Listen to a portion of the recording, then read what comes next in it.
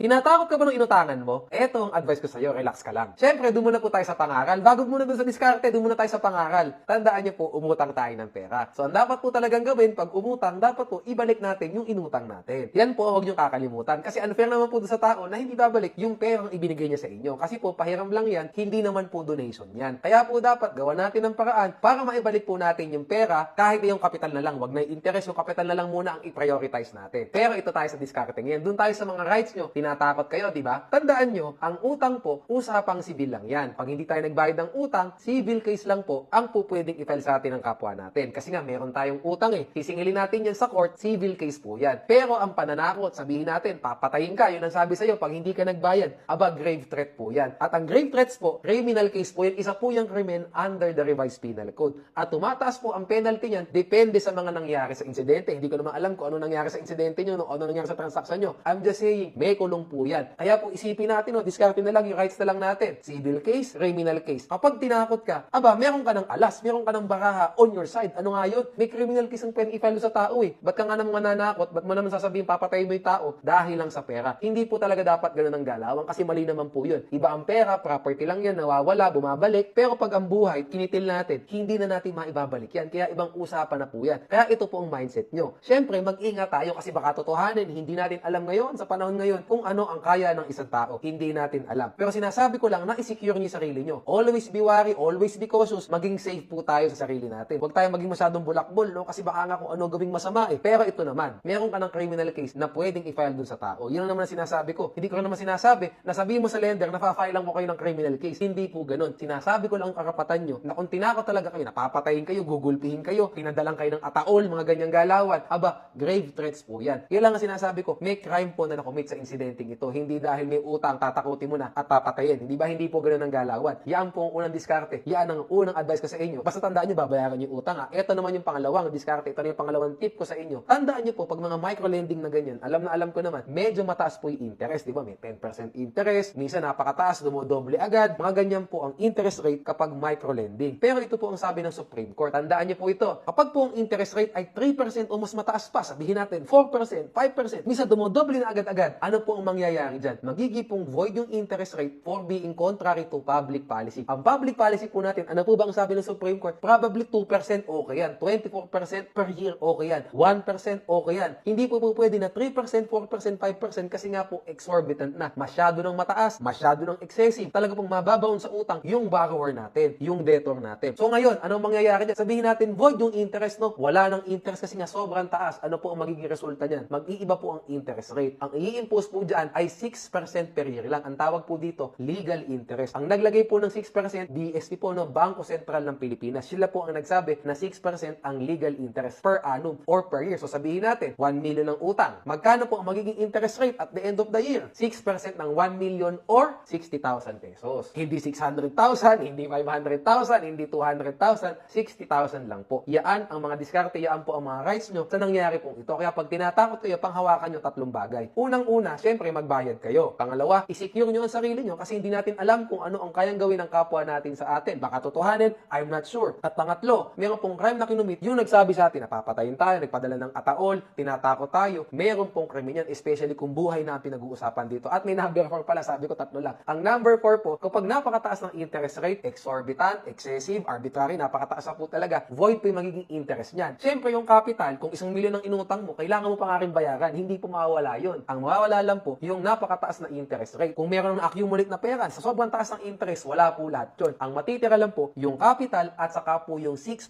per annum na sinasabi kong interest rate, yan po ang i-impose. Kaya wag po kayo matakot sa utang kung tinatakot kayo, basta i-secure nyo po ang sarili nyo. Kasi meron din po kayo mga karapatan bilang isang borrower at bilang isang tao na tinakot na papatayin daw siya. Sana po malinaw po ito. Peace.